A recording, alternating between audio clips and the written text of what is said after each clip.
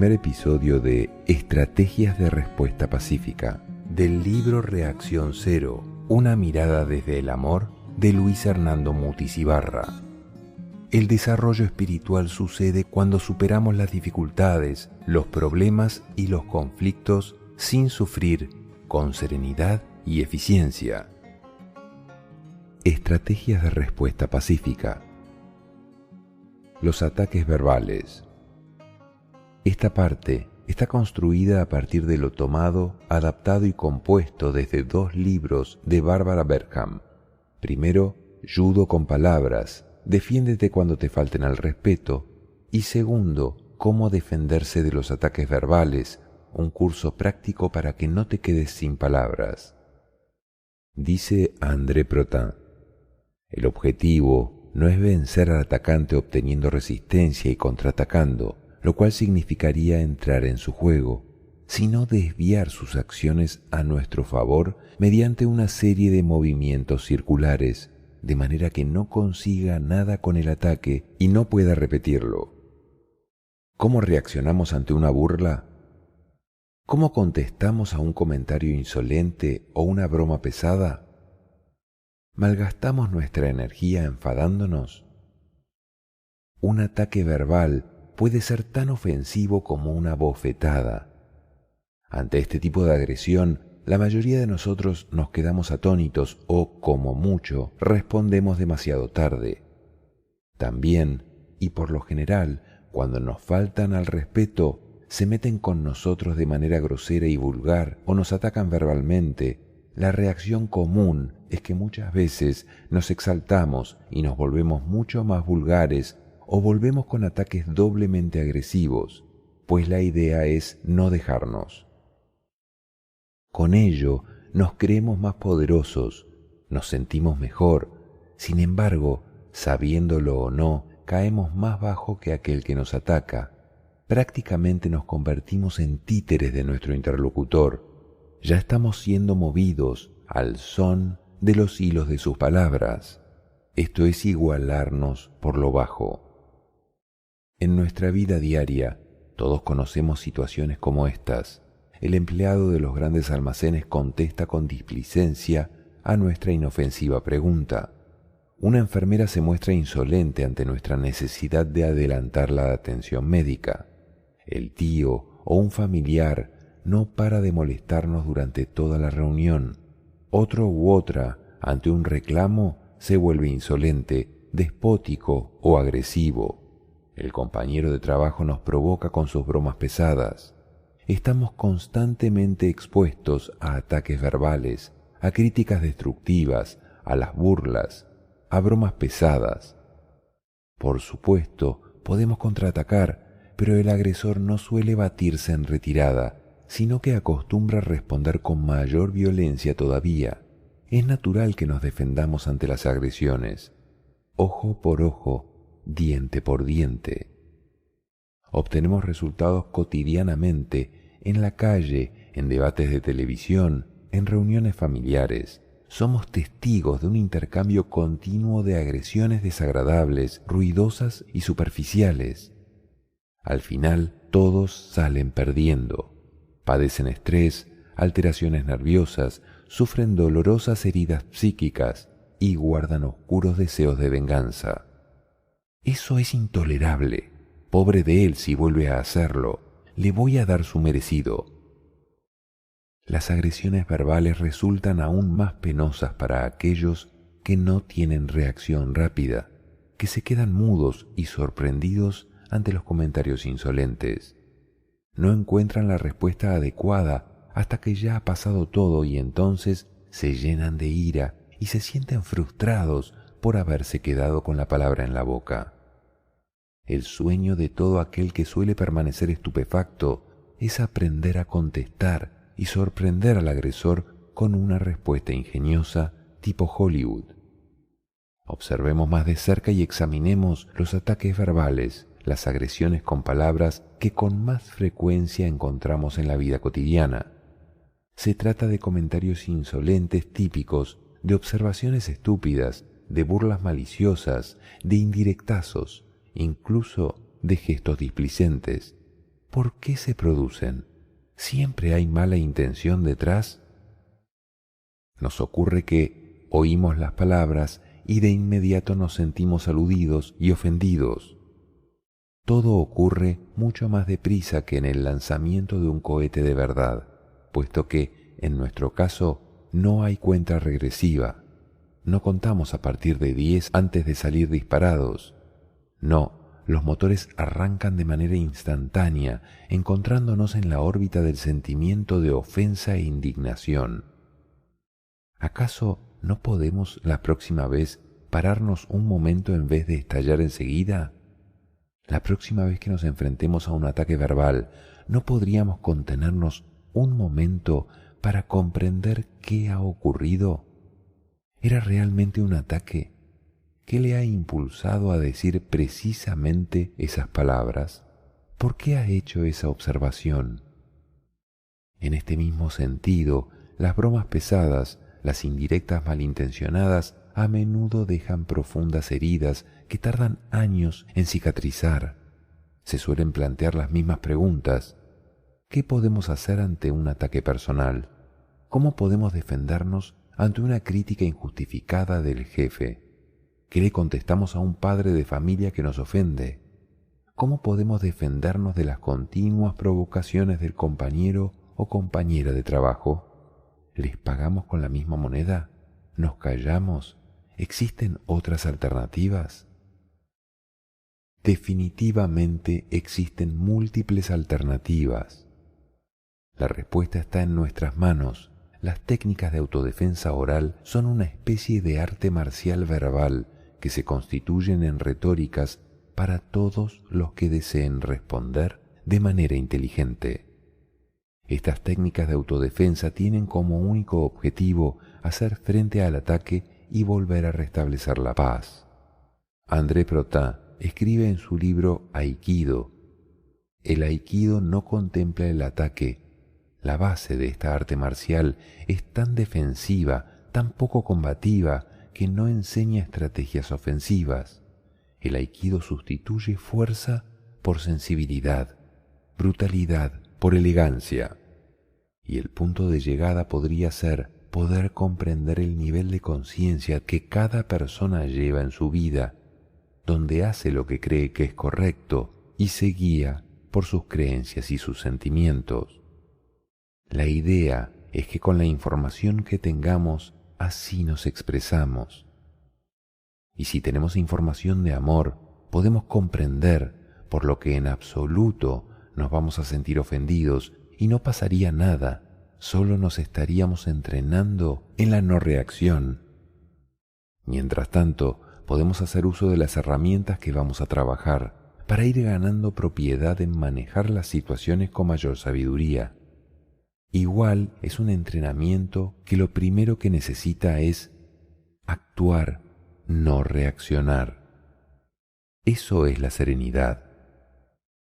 De ahí que se adopte el mismo criterio de las artes marciales, pero ahora para la autodefensa oral, porque de manera semejante surgen un buen número de llaves y respuestas pacíficas orales mediante las cuales podemos responder o defendernos sin que ninguna de ellas sea ofensiva ni humillante. A pesar de que haya algunas réplicas muy duras, se prefiere prescindir de los golpes bajos. En primer lugar, porque el mundo está lleno de ellos, y en segundo lugar, porque se insiste en una técnica de autodefensa inteligente basada en la siguiente premisa: hacer frente sin ataque y proponer al agresor una conversación sensata. La idea en este documento es continuar con algunas reflexiones en las que se enmarcan 14 estrategias de respuesta pacífica o de autodefensa verbal, las cuales es necesario leerlas y estudiarlas hasta poder interiorizarlas para practicarlas y utilizarlas en el momento preciso de algún tipo de ataque. Son herramientas con las que podemos contar para cualquier ofensa o ataque verbal o cualquier comentario subjetivo u observación pedante que puedan tomar el control sobre nosotros y que logren exasperarnos tanto que nos muevan a su antojo o nos manipulen al antojo de quienes prefieren este tipo de lenguajes. Recordemos que las estrategias son nuestras herramientas de respuesta pacífica o que en el lenguaje de la lucha se les denomina armas de defensa inteligente, aunque dichas armas, al volverse pacíficas, se transforman en herramientas de amor.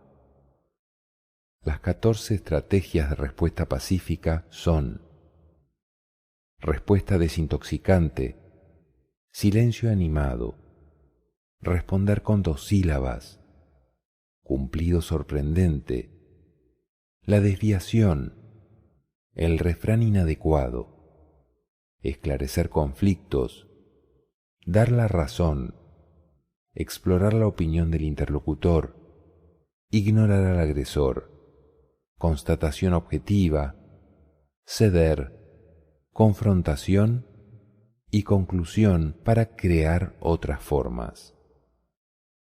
Si nos entrenamos y utilizamos estas herramientas, tendremos la oportunidad de manejar, controlar o inmovilizar a cualquier contrincante.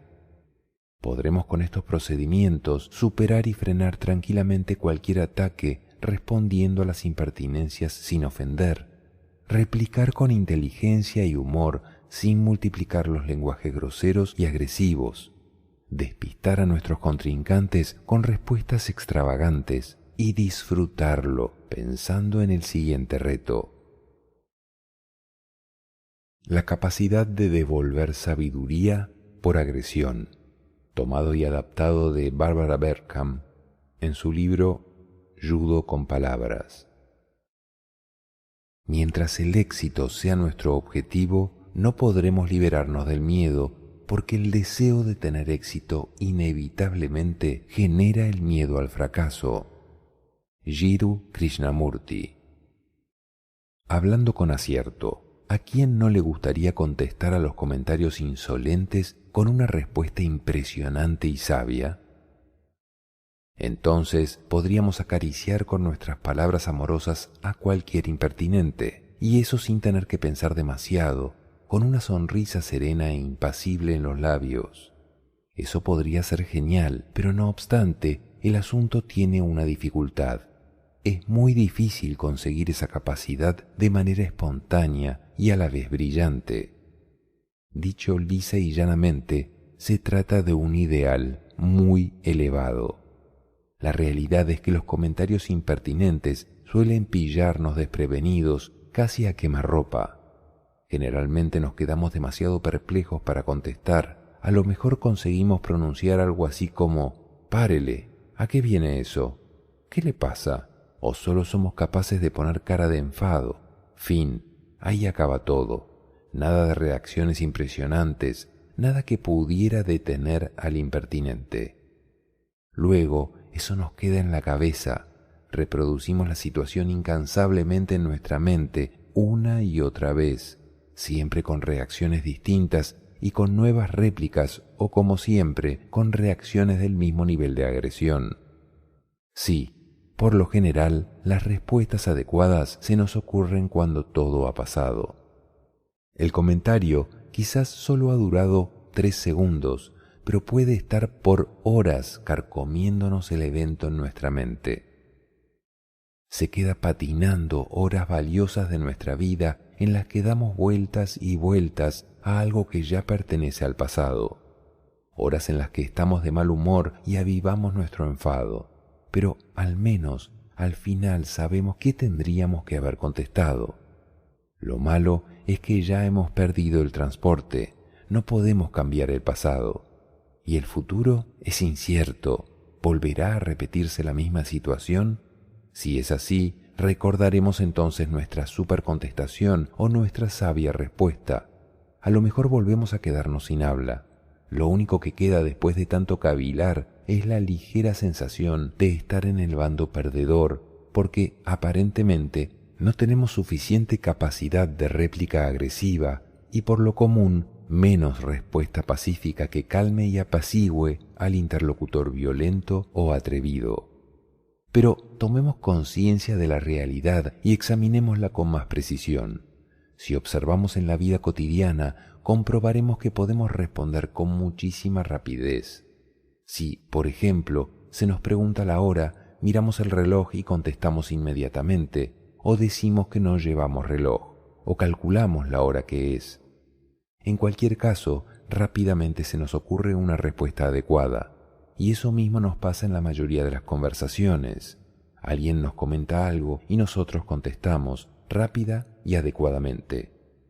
Imaginemos una discusión con nuestros familiares. Uno de ellos nos levanta la voz diciendo: no pienso hacer lo que tú quieres, deja de molestarme. Luego pasamos horas pensando qué podríamos haberle contestado. Seguramente no. Enseguida se nos ocurre algo. No nos hace falta pensar mucho si el vecino nos dice: el cielo está muy oscuro, parece que lloverá, ¿hemos tomado el paraguas? Simplemente pronunciaremos un par de palabras. ¿Por qué en esas situaciones no se nos ocurre una respuesta acertada enseguida, sin necesidad de pasarnos horas cavilando? Obviamente, si tuviéramos la información de que cualquier molestia que la persona sienta es problema de ella y no nuestro, ahí acabaría todo. Más aún, si sabemos que nadie nos hace daño, que lo que nos altera realmente son nuestras interpretaciones mentales de aquellos sucesos que nos incomodan. Sin embargo, continuamos con las propuestas de respuestas ante estas situaciones.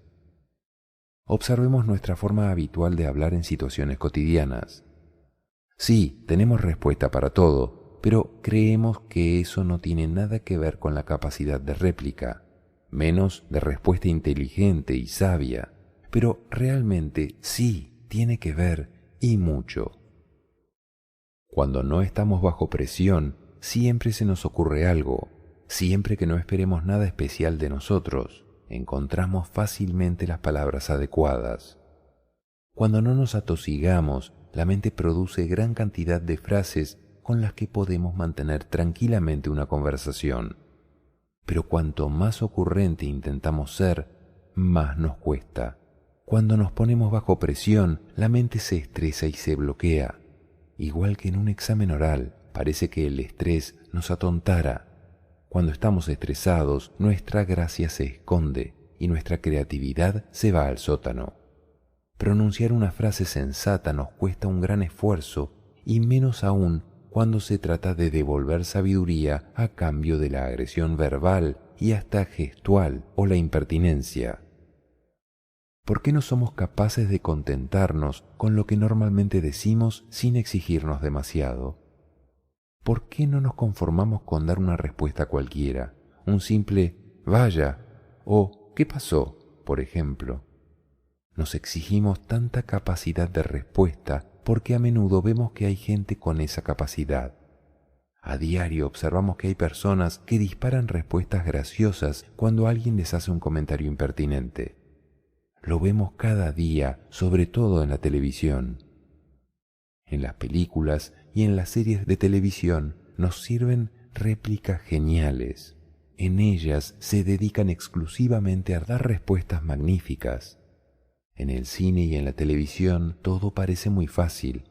Por ejemplo, el jefe bromea con la nueva empleada. Dígame, ¿eso que lleva en la cabeza es un peinado o un nido de patos? La empleada sonríe con encanto y enseguida replica: ¿y qué es lo que tiene usted en la cara? ¿Son patillas o fundas de móvil? Aparentemente, una réplica de primera, pero igualmente agresiva e incluso burlona, de muy bajo nivel. Parece genial, pero en ninguno de los dos casos es de carácter elevado, y nos preguntamos, ¿por qué no podemos hacer nosotros lo mismo? La respuesta es porque no tenemos guión. Por lo general en las películas se reproduce la cultura violenta, agresiva y de competición, porque se trata de no dejarse con genialidad, es decir, ser más inteligente en la misma agresividad. Pero ojo, esos diálogos ocurrentes son obras de un grupo de guionistas muy capacitados que han trabajado duro para escribirlos. Luego, unos directores excelentes han filmado esas respuestas agudas durante varios días de rodaje para que resulten totalmente naturales.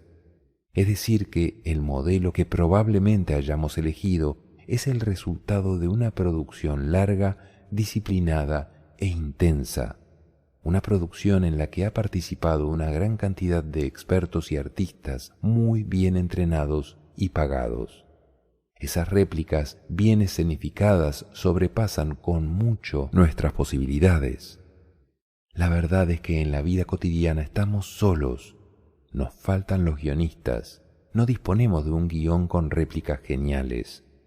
Además, nuestros interlocutores no reciben instrucciones del director y dicen lo que le viene en gana. Y nosotros improvisamos constantemente y lo hacemos sin el maquillaje adecuado, sin una buena iluminación y a menudo en medio de unos decorados cuestionables. Y luego nos enfadamos porque al hablar no somos tan graciosos ni tan listos como los tipos que vemos constantemente en la virtualidad. Despidámonos de esa capacidad de réplica imponente y sofisticada. Mejor que sea así porque aquello está lejos de que sean estrategias de amor para responder pacíficamente a una agresión verbal o gestual. Disminuyamos nuestras exigencias, hagamos algo mejor, tirémoslas. No les prestemos atención, lleguemos a cero importancia y pensemos en las conversaciones cotidianas. Cuando no nos sometemos a presión, siempre se nos ocurre algo, pero ¿cómo dejamos de someternos a presión? Lo primero que hay que hacer es dejar de querer impresionar a los demás.